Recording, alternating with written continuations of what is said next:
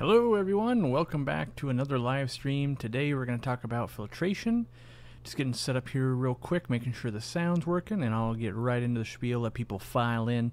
While we're waiting, thank you to everyone who did hit that notification bell, and there's been some confusion there. My own wife thought she had it right and that type of thing, but not only do you have to click that notification bell, you also have to hit instead of occasional notification, that's the default when you hit that button, you need to hit always get notifications. So even though people are said like, oh, I hit the bell, but YouTube's default is we'll notify you 1 out of every 5 times instead of all the times. So, go ahead and do that if you want to see live streams, that kind of stuff when they happen. Otherwise, catch them when they come back around, So today we're going to talk about filtration, and I got a wider angle today, so we're less zoomed in so that you can see things like my sump down there, brand new sump we put in, and I haven't even put media in it or anything like that yet. So right now I'm running this 800-gallon aquarium off of just water changes. And so the first thing I want to talk about,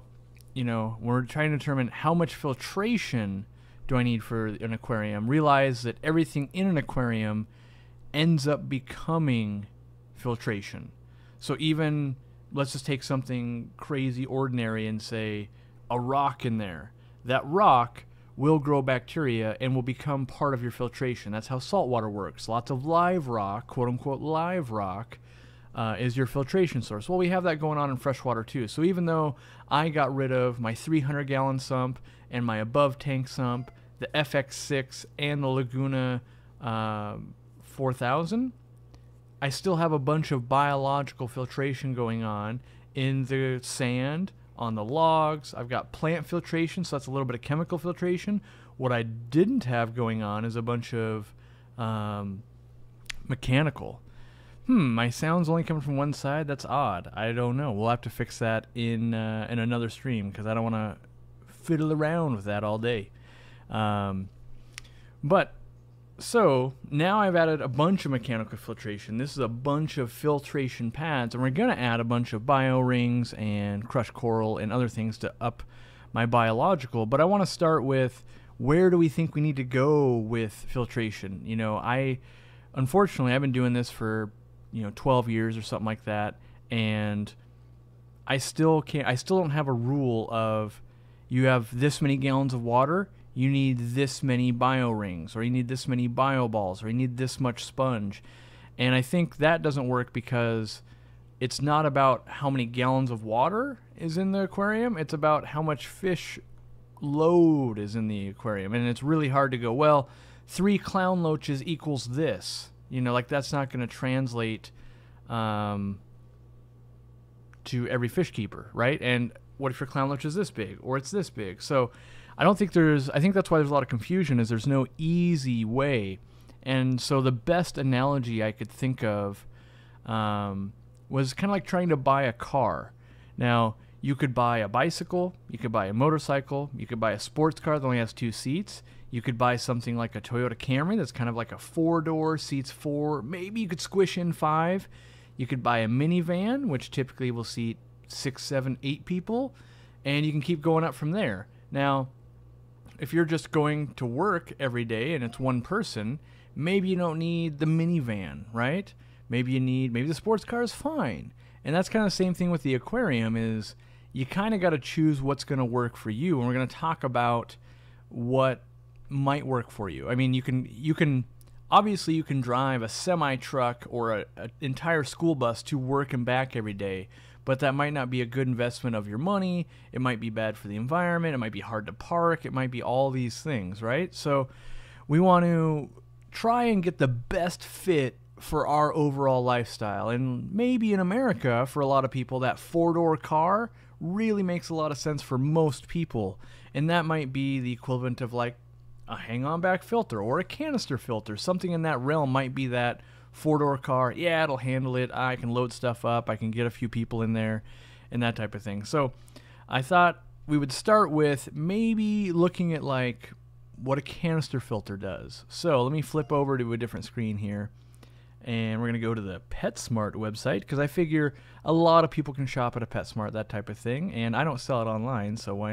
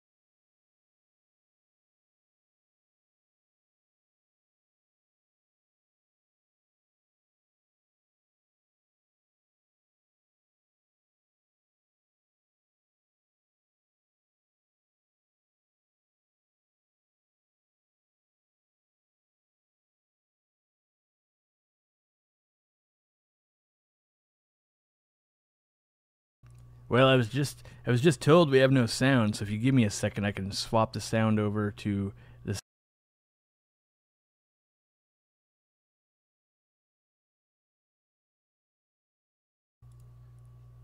All right, can you guys hear me now? I apologize.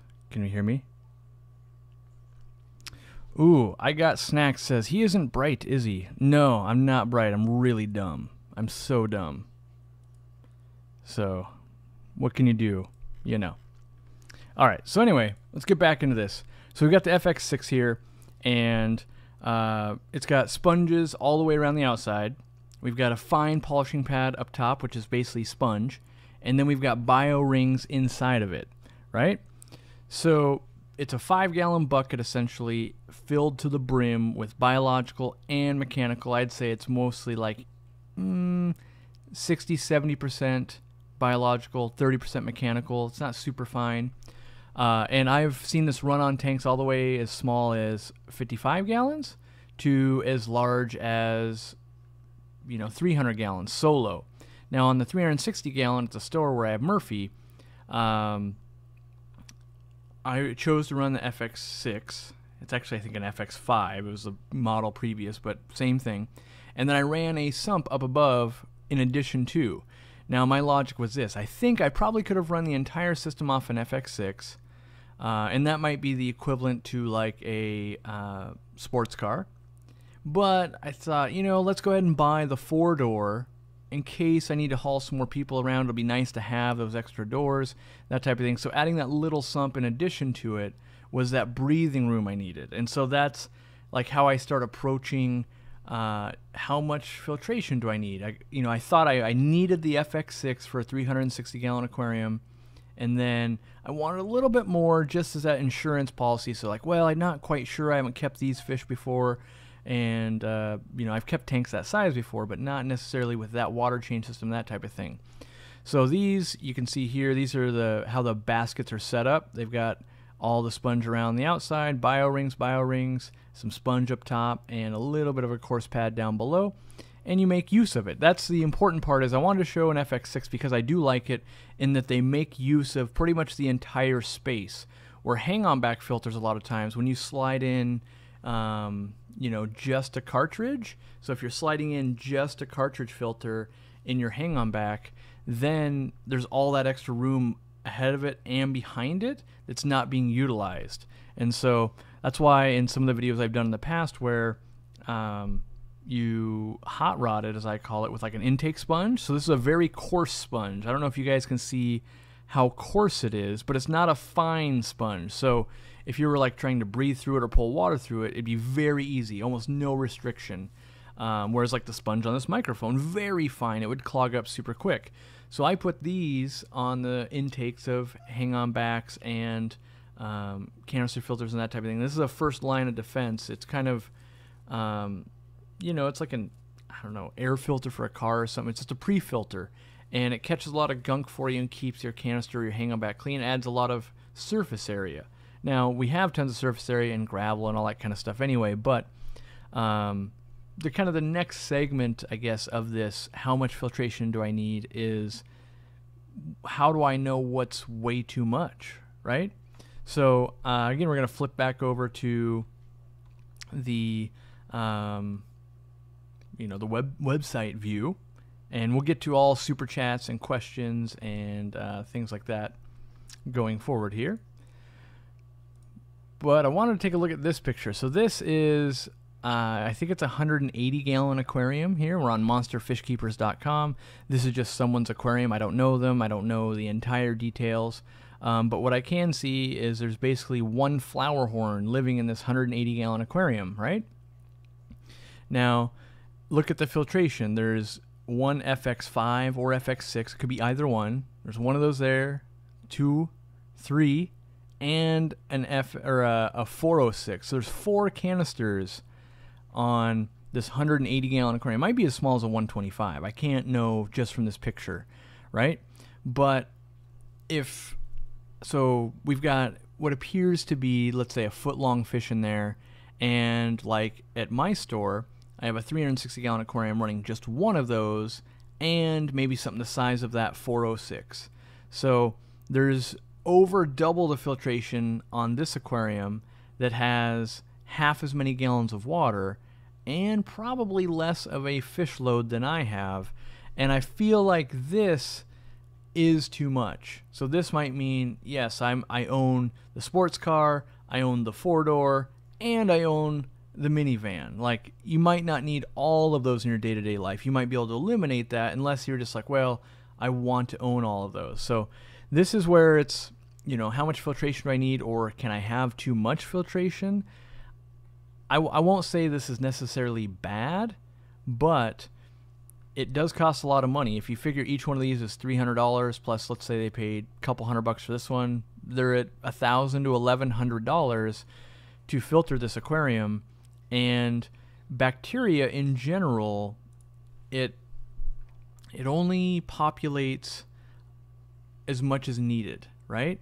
So it's kind of like if you own 4 cars and you are a solo person at your house, no matter what, you can only drive one of them. Yes, you could drive any one you wanted, but the ability for you to drive more than one at the same time is impossible. And the same thing happens when it comes to filtration. If you have a smaller bioload, or a smaller bioload than the need that you have, or the capacity that you have, you know, if I have enough bacteria to populate one of these and I'm running 20 of them, then I'm basically wasting probably about 18 of them. And the reason I say 18 is because if my fish gets bigger, I add more fish, maybe I would start needing the second one. But I've got 20 of them. And usually what happens is, so let's say I did have 20 of this sponge, it doesn't just fill up one and then start on another one. What it does is it puts a little bit of bacteria grows on every single one. Now there are some benefits to that. The fact that, like, let's say this was a canister filter and I had another canister filter. If I have 50% full here and 50% full here, and this impeller dies or it breaks, I still have 50% of my filtration over on this side. So that's helpful. But know that in, like, the instance where we have 4 canister filters, instead of maybe being 50% on 2 of them, now it's 25% on 4 of them. And the problem is, a lot of times we don't factor in the fact of gravel and the glass. The glass is going to grow bacteria, the airline tubing. There's so many things, the fake plastic plants, the live plants, the wood. There's so many things. So you might have a case where you've got 4 canister filters and each one's using about 10% of the capacity, and that in itself won't necessarily hurt your fish, or you might hurt your pocketbook.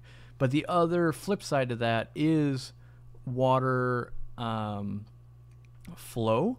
So each one of those FX6 big canister filters with media in them run about 500-600 gallons per hour. And if you've got 3 of them, that's 1,500 gallons per hour. You add the 300 gallons per hour of the other one, you got about 1,800 gallons per hour. Might be just fine for that flower horn. It might love racing back and forth in that. But if you had a bunch of angelfish or other big flowy fish, like maybe some big veil-tailed goldfish or something like that, the flow might be way too much for it. So in the car world, it might be like, well, I love having my sports car, my Toyota Camry, and my minivan, but you only have 1 parking spot. You know, so you have to park 2 of them out on the street, and you got 1 right in your driveway, and it's kind of, you know, every couple of days you got to move the cars so they don't get tickets. Like, it's not efficient.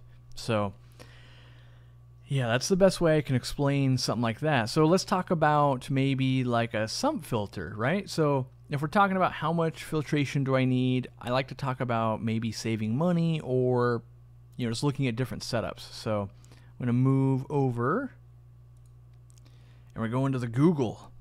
And you can see up here, we've got, this is a sump filter, DIY. It's made out of glass everywhere. And what happens is the top right part, water comes in to a bunch of sponge and filter floss. So the main goal is to collect all of the actual fish poop if you can, and plant leaves and that kind of stuff. And then it's going to go down and come back up, and it's going to fall on this pad, the second chamber. Then you've got a ton of bio-rings all through this area, and then it looks like they have some pumice or a different type of bio-ring down below. And then it goes down, then it goes back up again, hits another pad, and goes through more and more biomedia, and then it goes up again, and it comes through very, very fine polishing pads, a ton, back down, up again, and then eventually spills over, and there's more biomedia here, and this would be where the return pump is, right? So that is pretty efficient use of space. That's the thing about a sump, is you can tailor it to anything you want to do. Like this one also looks like it has some pothos growing out of the top, which is pretty cool. See, this one here is designed a little bit differently. Water comes in.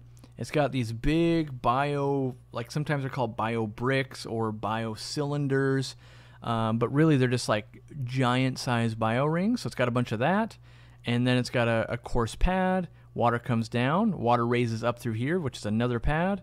Tons more bio rings, and then there was some extra space, so why not put some more of those cylinders, and then some more down here, and then they're holding in this center chamber. Looks like some platies. Maybe it's used to feed the, maybe there's predator fish up above or something like that. And then the last chamber, there is the return pump. And you can see up at the top here in this picture, there's actually a fan. So they might be cooling it down, like if they were in a tropical climate or something like that. Let's take a look at this one. This is a saltwater one. It's got the protein skimmer built in. I was trying to find, there was some good other options to show you guys some more. Oh, this one, I like this one. It's kind of a DIY unit, a much smaller unit. So this one might be like a 20-gallon aquarium, and you've got your water coming down, and it hits some filter socks, which that's going to collect that poop and get the water as clean as we can. Then we've got a bunch of pads. These pads, if the filter socks have done their job, are going to be biological. So we're going to grow a lot of bacteria. Water goes down through there. It's going to come up and then over into this drip plate. And then these are pot scrubbies. So these are like, if you were to scrub your pots in your sink, you can buy these at the dollar store. They grow bacteria. Everything will grow bacteria. Sponges, t-shirts, gym socks, bio rings, bio balls. Doesn't really matter what it is. So that flows through there. Then it goes through a bunch of pumice stone or sea-chem matrix. Don't know what it is. The same thing. Travels down through there. Comes up through the last chamber, and in this last chamber we have the return pump and we have a heater. So what's kind of common to all of these is surface area. If we go over to my website, we can look at some filter media things. We've got things like AquaClear sponges. I use these a lot to put into other types of filters, and you can just pick different sizes, and they come in different blocks. And so sometimes this is good to put into a hang-on back. Sometimes it's good to put into your sump, and they're just sponge. It's just a a square version of this round one. So they last a long time. That's the other good thing about a lot of this media is things like bio rings, sponge, bio balls. Honestly, you should be getting 10+ years. Stuff like bio balls, depending on the plastic, sometimes they start breaking down. Bio rings, I feel like they could go 50 years. I've never run into a one that really couldn't be recharged by boiling it or something like that. And then you've got different chemical filtrations like Purigen that absorbs chemical compounds. So maybe you have too much copper in the water, or you've got too much iron or too much phosphate, or your tap water naturally's got something in there. You can add that to your filtration. And then we've got polyfilter. That's another chemical kind of filtration. It absorbs things and turns a color depending on what it's absorbing. So if it's absorbing like ammonia, it kind of turns this tan color. If it absorbs copper, maybe it turns green, that type of thing. So let's take a look at some more types of filters.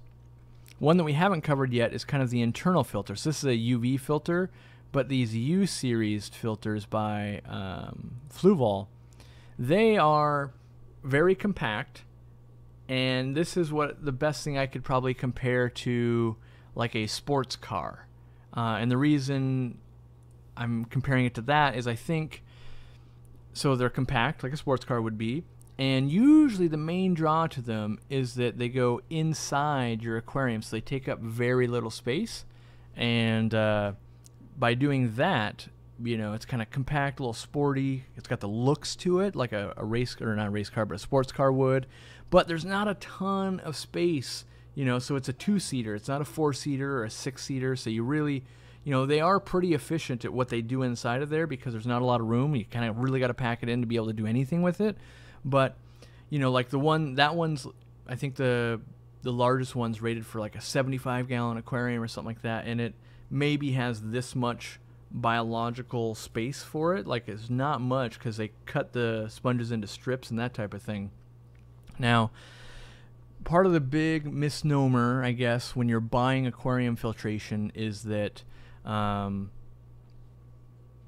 no company is got a good metric. So one company might say this filter handles 75 gallons, and then something the exact same size will handle 50 gallons from another company. And that's because they're just like, I haven't figured it out. No one's really figured it out, and there's no standard that says, like, no one can tell me, what does this filter? Is it 10 gallons? Is it 100 gallons? Is it 50 gallons? And so being that there's no standard, you can kind of make any claim you want. I can claim this will handle a 500-gallon aquarium. Until someone can prove me wrong, it kind of just stands. Now, I think everyone would look at that and go, I don't think that's going to do that. But let's say it was this 800-gallon. Let's say I could say this sponge handles 800 gallons of water, and there was 6 neon tetras in there. Technically, it's doing it. So that's why we like to pair how much fish load versus how much filtration. Now, if we wanted to go to, like, you know, more comparisons, I think, oh, I've got some stuff over here, some props. I've got this giant sponge filter that I will use any chance I can. This big sponge filter did not have a rating on it when I bought it, so who knows what it's supposed to handle, but I know something 1/10 the size is supposed to handle 125 gallons. If you can see on here, I don't know if it'll come across, but this is much, much, much finer foam. The foam is very fine, so it's going to clog up a lot faster, but it also will filter out lots of fine particles. So something like this, I kind of consider this like a, I don't know, how do I say this, like a first car or a very cheap commuter vehicle, because you get a lot of utility out of it. Like, you're going to get to and from work, but maybe it's a, you know, a 1992 Honda Civic. Like, it totally is going to work, but it's not very flashy. Maybe it's got a dent. Maybe it takes up a lot of room in the aquarium, so it's got some negatives to it, but the price is right. It's, you know, and it's going to work. You can always dress up an older car, right? Like, well, put some new rims on it. Maybe we'll get a new paint job. So that, you know, you can kind of hot rod it, right? So you can hot rod sponge filters too. And I know I've said I was going to make this video about 100 times now, but with a sponge filter, you can get PVC parts. So this is a 2-inch thing for this thing, which I don't know exactly which one this is. I think it needs probably 1.5 inches. But let's say you have a much smaller version. You can use 1-inch PVC, or maybe 3/4, maybe even 1/2 inch, depending on how small your tube is. This tube's pretty big. Now, you can improve flow. So right now, if we put air in, let me back up. I want to back up a couple of steps and show how a sponge filter works, because a lot of this won't make sense unless you understand how a sponge filter works. Let me take this apart. This is the whole reason I bought this, is because it was very good for doing demonstration, because it's big. So this is where all your bacteria is going to live. And you can take this off and you could clean it. Like, this one's, you know, a ridiculous clown-sized prop. I would have to use like a garbage bag to clean this, because you want to use water from your aquarium so we don't kill off the bacteria. But we're going to set that off to the side for this. The whole goal is that you now have this. This is the center of your sponge filter. You pump air down into it, right? And when the air gets to the bottom, it then has to rise back up.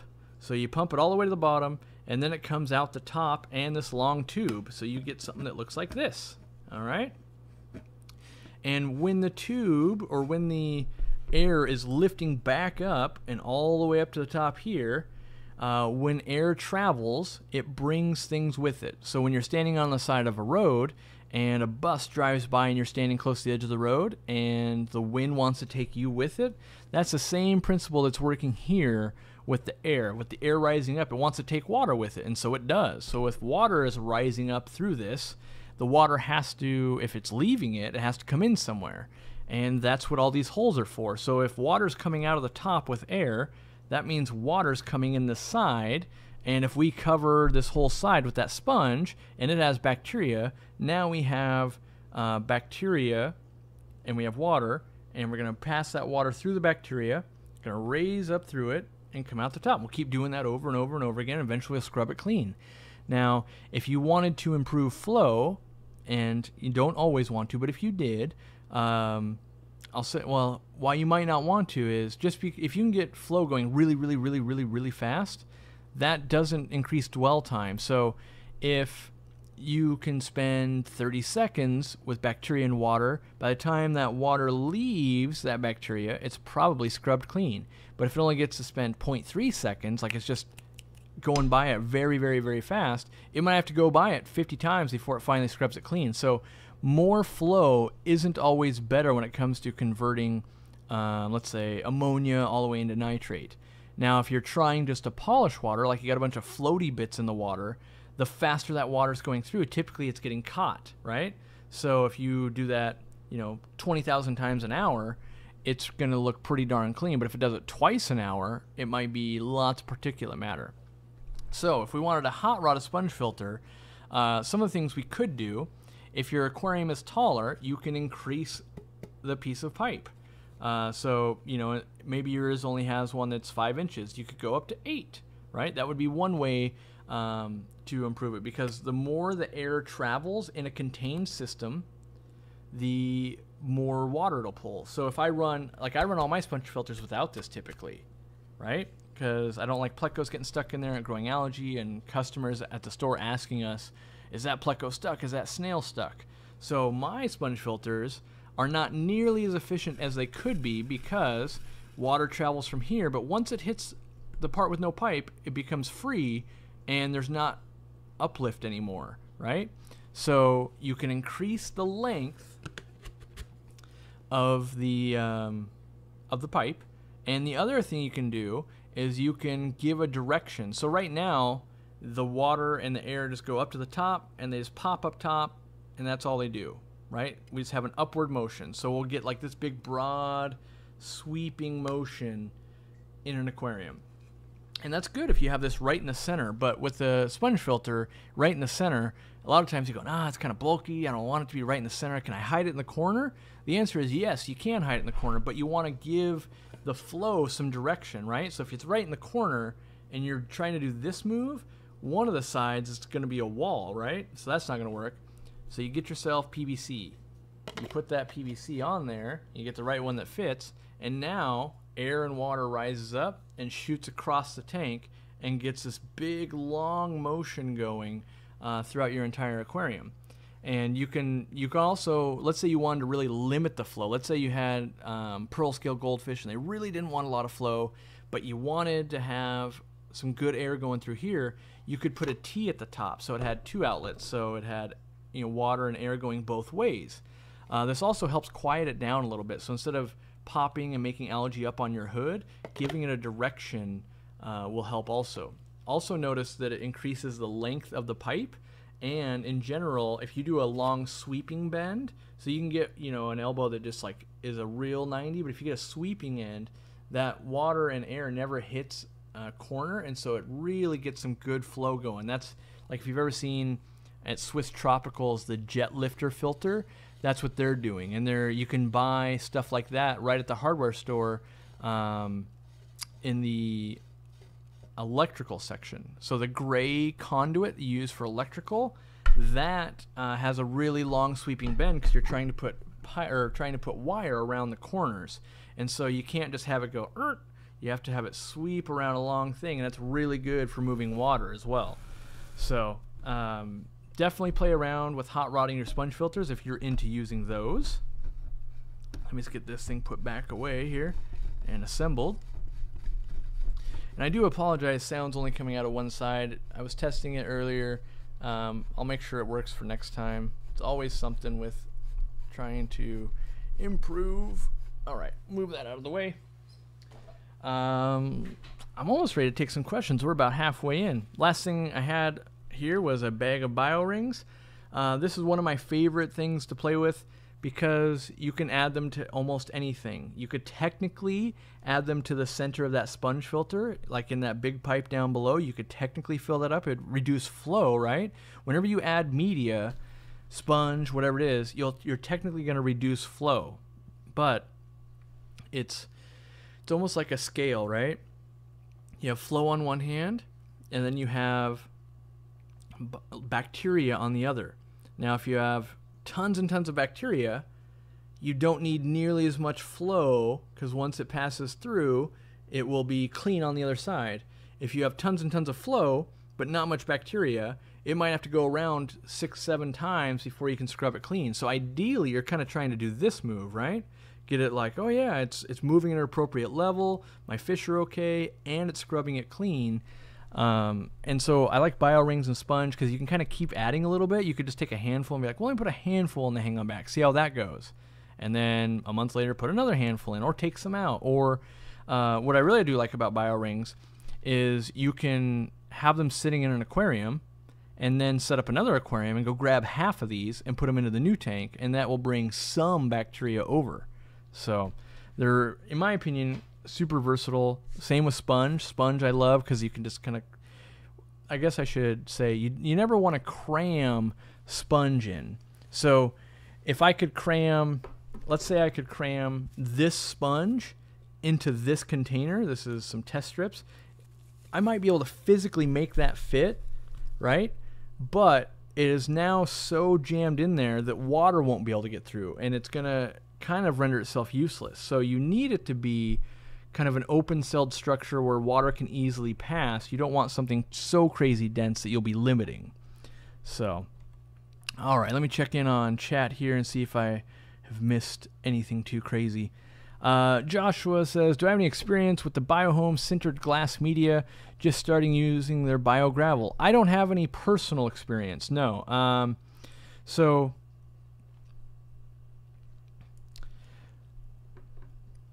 yeah, because I haven't tested it out, I don't have any personal experience. In my opinion, it seems hard that it could grow denitrifying bacteria in a well-oxygenated filter.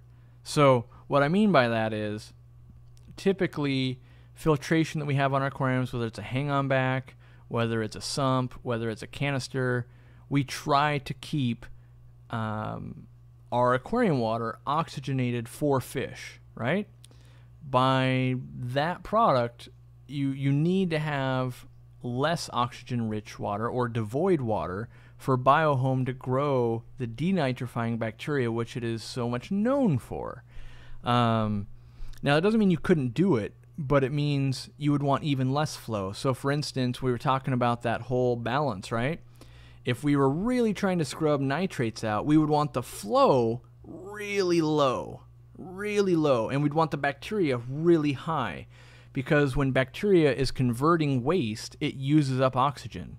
So one of the best ways to either build a denitrifier reactor or filter is to make sure the flow is slow and that it will run out of oxygen. So back in the day, we would just use like an 8-foot section of 4-inch black ABS pipe, and then you'd fill it with lava rock, and you'd put a small pump pumping water from one end, and then by the time it got maybe a third of the way in, it will have run out of oxygen. So the first third, let's say, was normal bacteria that would convert ammonia into nitrate. And then from then on, because there's no oxygen left, after about 6 months, takes a while for that to develop, then it would be eating those nitrates until it went back into the aquarium.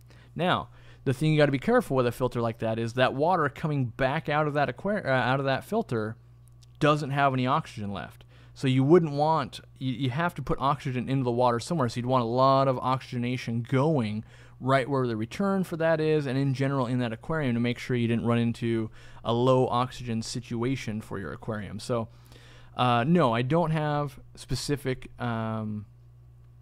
experience with that media. That being said, pretty sure I saw media very close to that in China. They pretty much had everything I've ever seen before there. And I think in the right conditions, and I'm sure there's some science I'm missing here, but I think in the right conditions, anything could grow denitrifying bacteria, and in the right conditions, pretty much anything can grow normal bacteria as well. Like, does the water have enough oxygen or doesn't it? And it just depends on how we're setting up a system. In saltwater, typically the way we set up saltwater tanks are conducive to both. So you've got these big pieces of live rock, and in the center they're very dense, right? There's not a lot of water freely going through them, and so you'll get denitrifying bacteria in the very centers of those rocks, and on the outside of the rock you'll get normal bacteria that's converting. And so you get both out of that, and we can get that going on in an aquarium too. Get yourself like a big piece of lava rock, or even a big piece of coral, like live rock. Don't buy it live, just get it dead. You get that in that aquarium, and it can do the same thing. And that's one of the reasons why when you set up a saltwater aquarium, the advice is let it cure and cycle for at least 6 months. The goal is that you're getting some of that denitrifying bacteria and that kind of stuff to develop inside the live rock. And if you buy live rock from an established source, you'll likely get some of that right off the bat, and that can help you. But it's not the easiest thing. I mean, even when saltwater, if you're doing lots of rock and you're going, how much do I need? How many animals are you doing? How big of a tank it is? And so, and how much can you afford? That's the other thing. When it's how much filtration do I need? How much does it take for you to sleep at night? If we think about cars, there's some people that can buy a car brand new, so you buy the car brand new, and you do all the services every time, 30,000, 60,000, 100,000, 150,000, timing belt, oil change. You've never missed anything, and now you've driven that car for 25 years, it's 100% reliable for you, right? But then let's say you bought a car that's 15 years old and you don't know anything about it. It might be less reliable. So depending on your personality, you might need to be the person that buys a brand new car and drives it forever and knows the history versus someone that could buy something used. And that's kind of how the aquarium world goes. Like, if you're going to lose sleep or you're always going to wonder about it, add some more filtration. But don't get caught in don't have one canister and then buy another one because you're scared, and then still be scared and buy another one. Like, that's just a problem at that point when you're just being led by fear. I would spend a lot of time understanding filtration, read research papers and that type of thing. And the more you understand something, typically the less you'll be afraid of it. And, a lot of people think, oh, my water, I have a lot of nitrates, so I better add more filtration. Well, if you just keep adding canister filters, they're designed to basically make nitrates. Whereas if you designed a filter to consume nitrates, adding that filtration would be way better than just another canister filter. One of the good ones I could think of is that cobalt canister filter has a pretty slow flow. I think you could ratchet that one down a little bit and turn that into a really good denitrifying canister filter. But you got to know what you're doing and why you're doing it before it makes sense and that type of thing. And you have to pre-filter it a bunch. Like, if you're going to run that denitrifying filter, you don't want a bunch of crud getting stuck up in there. So you'd want to run a pre-filter or, something like that. So you're not just pulling in all that fish poop. It gets stuck in there and causing you a problem. So MLML says, thanks so much for the information and education on all things aquarium. 2 months ago, I didn't have any tanks. Now I have 7. From a 125 down to a 20 gallon. It's so addicting. Mark, it can be addicting. You've bitten off a lot. What I would watch out for is burnout. Like, you've been into it for 2 months, super cool. I wouldn't be shocked if in August your tanks kind of look like hell. There's algae everywhere, and you're going, geez. You haven't been in the hobby long enough, but a lot of times life happens. You want to go to the river, you want to go do stuff, and then you kind of get back into it in the cold season. You really get into it. So, but being that you've only been in for 2 months, you might stay hardcore, and it might be that following year where you're like, yeah, summer's here, gonna go outside and enjoy nature, and then get back into my aquariums. But my advice would be, if you do burn out, don't sell any of the aquariums off until it's been at least 6 months. Most times you get back into it once the weather kind of takes a turn for the worse again. Jordan Yang says, would an Aquaclear 20 sponge and rings be good in an Azu 150? I heard you say not to cram sponge, but the Aquaclear 20 is a tight fit. If it's a tight fit, I would cut it. I don't have a 150 in front of me, but like let's say it's too big front to back, cut that sponge like in half. And if you're having a trouble cutting sponge, you can get it wet and freeze it, right? So then it's freezing and there's ice. And then get yourself like a bread knife, and you could like cut slices off of this sponge if you wanted, and you could make thinner strips. That's one of the ways you can do it. And I would just cut it down because, let's say you had it squished this much. That's pretty squished. You'd be better off cutting this in half and using it unsquished. So yeah, how do I say it? Like, don't force it in there. Don't force it to where it's crazy tight, but you want it snug, so you would want it so that it definitely fits and doesn't just flop around, but you also don't want it compressed too much. I don't know. Trying to think. It'd be like, I can't think of something that you normally like compression fit that's going to make sense for people, but Billiam Z says, brown algae, nothing I do is working, not Phosgar, weekly water changes, nitrates are 10 parts per million. It's an imbalance between light and nutrients. So if you have no plants, nothing to uptake phosphates and that kind of stuff, you're probably going to grow some algae. That being said, new aquariums typically grow a lot of algae. Algae is very beneficial for your aquarium and your fish. You probably have an unbalanced system. So like let's say you're doing those water changes every week. Let's say you're scrubbing down all the algae every week. Let's say you're cleaning your filters. Let's say you took out some biorings and you put it in a phosphate pad and you really want to beat this algae at all costs. You're making a really unstable system in general, where typically nature solves itself. Like if you just do nothing, it will probably balance out. You'll probably watch that brown algae go away. You'll probably get some green algae, that'll go away. You get some string algae, that'll go away. And eventually, like, it'll level somewhere. Like, okay, I'm stuck with string algae. Okay, I'm going to add this fish, or I'm going to turn my light down a little bit, or I'm going to add some flow to the aquarium. But most people, when they don't like algae, they're attacking it on every level, and they're not understanding why it doesn't work. So, the equivalent for a car maybe, it might be like, oh, my car's not quite running right, so I bought it a brand new battery, I got a fresh tank of gas, I washed it, and, I kept it in the garage. Like, sure, but I don't know that any of those are necessarily helping when it's like, oh, it needed a new fuel filter. Like, kind of diagnosing the actual problem, and that's the thing. It's really hard if you don't know. Like, I'm not a mechanic, so if I need a new fuel filter, there is zero chance I'm going to be like, oh, let me go buy the fuel filter and replace it, because I wouldn't know that's the problem. The good news is with an aquarium, typically it'll kind of work itself out. With car, not so much. So, all right. Blackbeard algae. Why? It's just another style of algae. It typically gets hold in tanks where flows compromise a little bit, or in my opinion, like, I don't want to say not maintenanced enough, but not maintenanced correctly.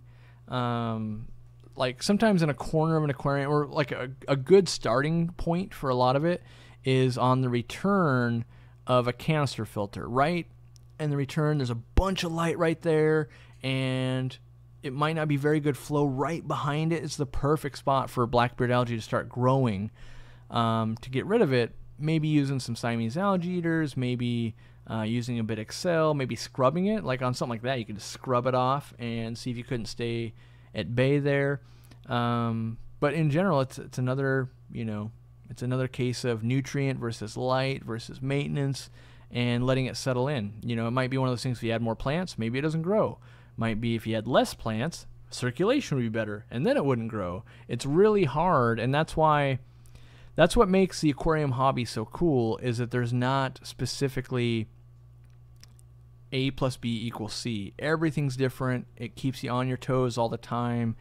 And if the cure existed, it would just be known. It'd be like, oh yeah, you just use Blackbeard Algae X. Oh, what's it do? It kills Blackbeard algae. That's it. Like, we would have the product, it would work great, and the remedy would be known. And unfortunately, doesn't exist. But I almost think that is fortunate in that that's what keeps the hobby intriguing. Like, oh man, how am I going to figure this out? And then you feel so accomplished when you do figure it out. And it also spurs a lot of conversation, which I like. You know, like when you have problems, typically you go talk to other people, and that's what keeps us in tune with other hobbyists. So, Corvus Oskin says, when my truck's broken, I wash it. That's right. That's the best way, you know, make it feel better, you know. It's like kissing a boo-boo. Have I tried the EHEIM 664 pre-filter compared to just a sponge filter pre-filter? I have not. Those aren't... Wait, is that the one that comes in a cage? Let me look it up. If it is, I have tested it, but let me look. 6664 pre-filter. I have. So let me bring this up so everyone can see it. I have tested these. They are just sponge. So all it is if you took this and put a plastic cage around it, you essentially have that. What I didn't necessarily love is that the intake part of it only fits EHEIM diameter tubing. So if you're in Europe, that's great. If you're in America, if you don't have EHEIM, it's not good. Don't get me wrong. I really, really wanted it to fit a variety because I would sell the crap out of it. But instead, I probably have to do something like this gentleman's doing. I don't know what video this is, but he's cutting sponge to fit his intake. That's a very common practice. But yes, I have used one. It works just fine.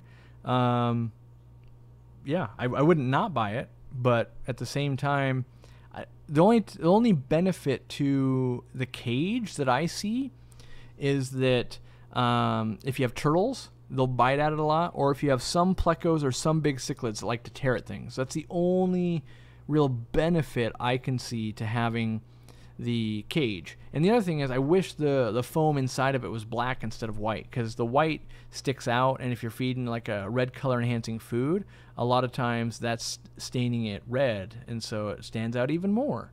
So what do I think about double sponge filters, like the ones with suction cups? You know, so it's like 2 suction cups and then the 2 sponges. They're a good cheap filter. You know, it's definitely like that $500 car. It works, but like the suction cups need to be replaced probably every year because they're not that good, and the sponge is very, very fine.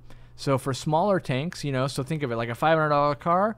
Yeah, it's good for short trips, but I wouldn't necessarily like go buy a $500 car tomorrow and then drive to the other coast. Like I'd be like, it's probably going to break down between here and the East Coast. And I kind of feel the same way. Like I wouldn't buy those sponge filters for the 800 gallon. You know, like people might be saying, duh, but I might feel the same way about a 55 or a 75 gallon. I might be like, well, I might do something a bit more than that. It's not that it couldn't be done. You know, you could get that $500 car, go over it. You're a mechanic, you know what you're doing, and boom, you drive back and forth to the East Coast, no problem at all. Most energy efficient filtration run by electricity or air for a 20 to 40 gallon aquarium. In my opinion, if we're talking about electricity, it gets hard. Definitely on a big scale, it's air for sure. For sure on a big scale. But on a 20 to 40 gallon aquarium, just look at the usage rates on the pumps. So some of those like hang-on backs that are pretty big only use 4 or 5 watts. That might be a watt or 2 less than an air pump. But for me, like an air pump with 2 outlets, I'll run 2 aquariums with that, right? And at 4 or 5 watts, you're literally looking at like 50 cents a month. And so if the difference is between 50 cents and 60 cents, I think it's worth whatever you are going to enjoy and you think is best for the aquarium. That is a bigger factor than 10 cents, I think. Now, if you're doing 200 aquariums, it's a no-brainer. You want to do air just because it's going to be cheaper, not only buying the individual filters, but if the power was to go out, you only got to plug in 1 cord. There's a bunch of other benefits to it. But I don't know off the top of my head the exact best lowest wattage one, but Tetra Legacies were really good last time I looked. The Aqua Clears weren't bad. There are some things that are surprising, like an FX6 filter uses 50 watts. Like, that's just more than you would think. And not that it's that expensive, but one thing to remember when it comes to filtration or electricity in general is any electricity that's being used kind of in your aquarium is gonna produce heat. So if you have 50 watts of energy from a canister filter, that's like running a 50 watt heater all the time, right? So in saltwater, that's kind of a big problem. It could be a big problem in axolotl tanks or cool water tanks, goldfish, that kind of stuff, especially if you live like in Florida or somewhere, Australia or wherever it's going to be real tropical, higher temps. Like here in Washington can really be a problem because we don't have air conditioning. So in the summer, all those extra watts really add up for us. Any tips when tap water has about 1 ppm ammonia, or is it not much to worry about? So what I would do is I would run planted tanks because that's what I like to do. But a normal dechlorinator, I'm going to make a video about this, but a normal dechlorinator, like let's say Prime or Hikari Ultimate, either one of those, they typically will bind up ammonia, free ammonia. So what that means is it hasn't already been bound up or anything like that, but all the free ions there of ammonia, it'll bind with it, and it makes it non-toxic for about 24 hours, and then the chemical bond breaks again. So I would do, like let's say I had a 100-gallon aquarium, I would limit myself to like 20% water changes, and so then my 1 part per million ammonia out of the tap would become 1/5 of a part per million, and then I would have the dechlorinator, it would bind that up, and then my biological filtration would do that for me. So what I would do is I would make sure I didn't feed, like, I wouldn't want to change 20% of the water and then feed right afterwards, because that might overwhelm my filtration with it needing to eat, you know, less than half a part per million ammonia out of the tap, plus the food and all those things. So I would just, how do I explain it? I would just, knowing it's a problem is fine because you can prepare for it. You know, like if you know the storm is coming in 3 days, you can prepare. If it just happens, you can't prepare.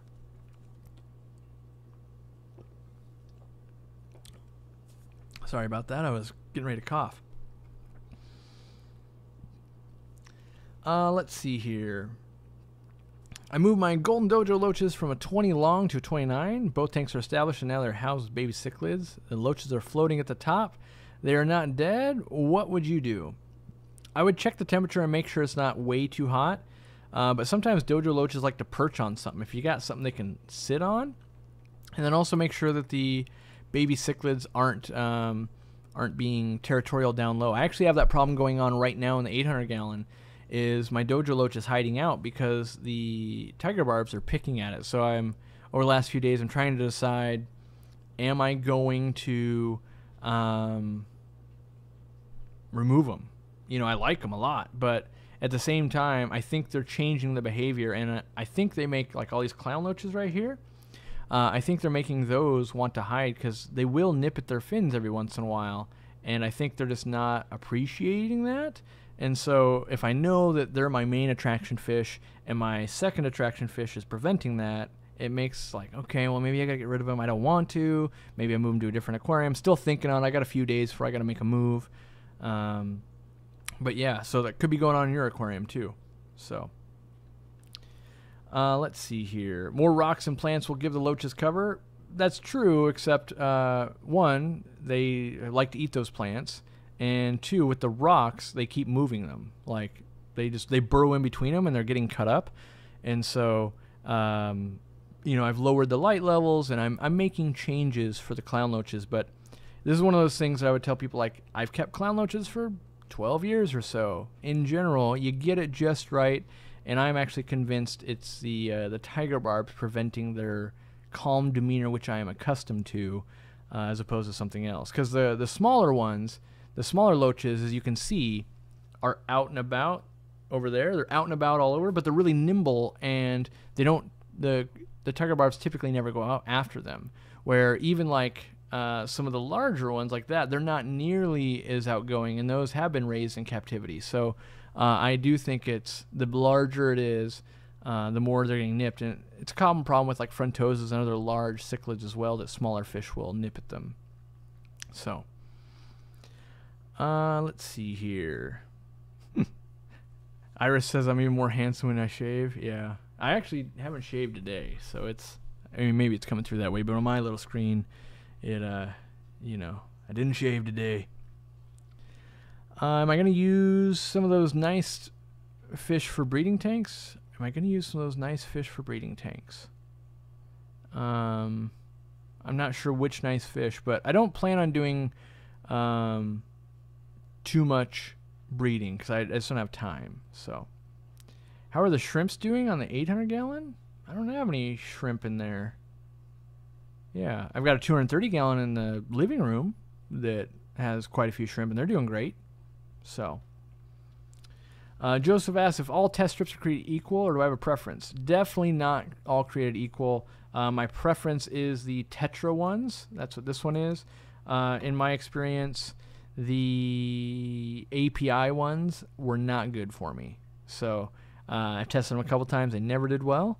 And I don't know if I just kept getting bad batches year after year or whatnot, but API does good liquid kits, not good test strips. So let's see here. We have any more filtration questions? I know there's like people always after the fact, which no one's going to watch this one because I had audio problems, but after the fact say like, you didn't talk enough about circulation and dwell time and UV sterilizers and the problem is this is a 20-hour subject that we're trying to get into a digestible format so that the average person can consume it and make better decisions, as opposed to, you know, this crazy research paper that you know, makes it so that no one can understand. So, what would you recommend for a 45 gallon? What type of filtration for low maintenance aquarium, and recommended fish if I want to breed? So the fish, really that one's hard to do because, you know, you want to breed them in a community tank. That's already going to be hard, and without knowing your water parameters and that kind of stuff. But for filtration on a 45 gallon, I would just use, depending on fish, like if you went with a bunch of large finned fish, I would go on the smaller side, but I would probably do an AquaClear 50. I'd put an intake sponge on it. I would either double up the sponges in the back or double up the bio rings, and something like that, super easy to service. You should be able to service it in less than 5 minutes, easy to get to, will handle it. You put it kind of in the center of the aquarium, decent flow going on, and from there you could modify. It also makes it really easy to put Purigen in if you needed to, or carbon, or anything like that. And, you know, it's relatively cheap. What are those, like 50 bucks, 40 bucks, something like that. And, you know, that's what I'm using hang on backs on my 125s, all my studio tanks, really. Jeremy says, I did a 50% water change on my 10 gallon yesterday. My water is cloudy today. I've got 7 Danios and 2 Corridoras. Any tips or thoughts? Most likely you disrupted the bacteria colony. So kind of the same thing is going on here. It's a little bit hazy, and that's because I took off 3 filters on Friday. Today's Sunday. And so the bacteria blooms, so it goes, hey, we need more bacteria. Let's make more. And then that has to colonize on surfaces. So whether that's going to be on gravel, whether it's going to be on the sump down below there, mostly my advice to you is do nothing. Test your water and make sure you don't have like crazy high ammonia or something right now. But as long as you don't, just let it sit. If you try and do extra water changes, that typically will just, you'll get rid of some of the bacteria. Then the bacteria goes, hey, we need more. And it blooms again. And you're just resetting instead of making progress. So, have I talked about underground filters? I have not in this episode. I do have them. They're right there. I don't know if you guys can really see it. I've just got 2 things of bio rings sitting on them to hold the plates down. When we're done with this live stream, I'm going to go wash all the crushed coral because that's going to cloud the water and make it even more cloudy. No matter how much you wash it, it'll still cloud it a bit. Then I got to do some water changes and do all that kind of stuff. But underground filters, they're a great filter because they use air and they turn your gravel or substrate into biological and mechanical filtration. But that being said, it's kind of like using your Honda Civic to move a refrigerator. Like, you might be able to pull it off. Doesn't mean it's the best tool for the job. Like, I do think a combination of filtration systems usually is better. Like, let's say you had a hang-on back and under gravel. I think that's a better system than just one or the other. You know, if you were to use the hang-on back to pull particulate matter out of the water, and so it was gathering a bunch of the gunk, and then using the under gravel to be more like a slow flow biological, you would gather less gunk there, have to clean it less often, and, you know, that kind of thing, which is, I think, you know, low maintenance, in my opinion, is always a good attribute to have on a filter. So, alrighty. I'm going to answer a few more, and then it's time to go. I've got Aquaclear 30. My tank's always milky cloudy. Do I leave it alone and not do weekly water changes like I have been? Probably that's the answer. I mean, well, I can't know that's the answer, but I would definitely try that. Monitor your nitrates and your ammonia. Make sure it doesn't go too crazy high. And then don't do any water changes for like 6 weeks. It probably will clear up on 3 or 4 week, that mark. If it doesn't, then maybe you got something else going on. So people are asking, how would you filter a 125 or a 130? I personally am running just an Aquaclear, Aquaclear 110 on my 125s, and then an Airstone for extra circulation. If I need more, I will add more hang-on backs. You know, like what I like about 125s and that type of thing is each section is like a 2-foot section. And with each of those, you could put like a hang-on back filter if you wanted. So you could create like high flow, medium flow. So like maybe you got a 110, and you got Aquaclear 50, and then you got nothing. So you can really play with that and get modular with it. I really like hang-on backs for smaller systems, and you know, it's all relative. Like to me, a 125 or something like that is you know, is a smaller system. So, all right. Would you consider putting one large cichlid like an Oscar in the 800 gallon? I would consider it. I don't know. I'd have to find an Oscar I like. I'm actually considering African cichlids in general. I don't think I would do just one though. Like, I think I would have a group of Oscars if I was going to do Oscars. I don't know. I would really have to love just one. And if I was going to do Oscars, I feel like I would do Geophagus before I would do that. So yeah. What's my opinion on DIY filters? If you know what you're doing, they're great. I mean, most sumps are pretty much DIY. Even if you buy one off the shelf, you end up DIYing it. So I'm a fan of DIY filters. I think they're good. Or I think they can be good. You know, so it might be like, back to the car analogy, like that question might become, what do you think about fixing up my car to be a race car? Like, yeah, cool. If that's what you want to do and you're a mechanic, yes. But like, I wouldn't recommend that same thing to my grandma who doesn't know how to work on a car. Like, I don't know how to work on a car either. Where it'd be better for me just to buy a sports car if that's what I'm trying to do. And DIY is a great option if you are skilled in that area already and it's what you want to do.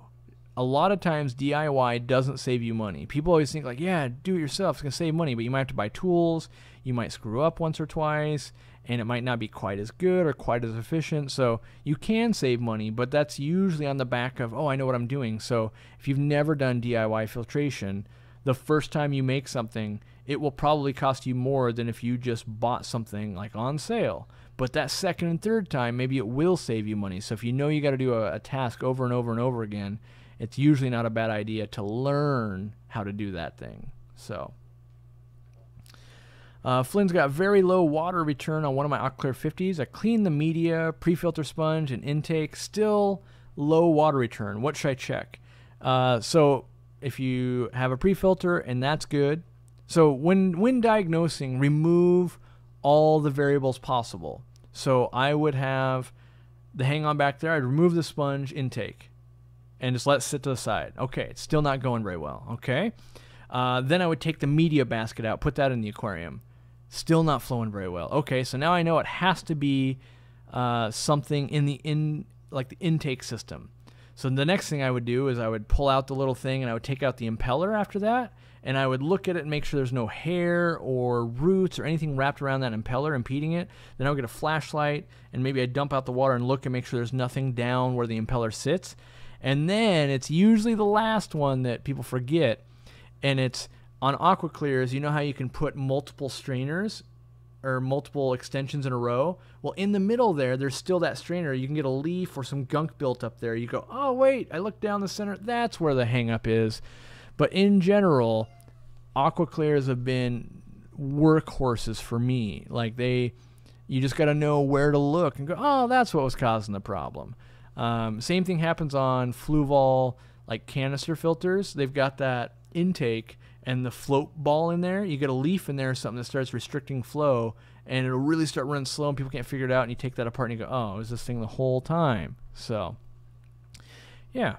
All right, guys. Well, I will get the audio dialed in for next time. I apologize for that. You know, it's one of those classic, wanted to upgrade the audio because I had the microphone and I thought it was all working, and then when I did a scene change, it didn't work. And then, oh, it's only coming out of one ear, even though when I recorded earlier, it was coming out of both ears. So I'll get that dialed in for everyone. And, you know, we'll try and learn more stuff. That's what I think I'll be trying to do. How many people did we get up to today? 862. Not bad at all for talking about filtration. If you guys had a good time, hit that thumbs up button. Don't forget to turn your notifications on. If you need any kind of supplies like this, we happen to be sold out, but bio rings, sponge filters, all that kind of stuff, please consider buying from us. Helps us keep putting the show on and spending my Sunday nights with you guys. So thanks for hanging out, and what do I got? Unboxings, and hopefully we're going to finish that sump video up. We got a little bit more work to do. We've got most of it already edited. We'll get that sump video done where we cut an acrylic tank and we put it together and we glued everything and we built it, and you guys will get to see that, and it'll kind of tie in with this. Until next time, hopefully I'll learn a bunch and be able to teach some more. Goodbye.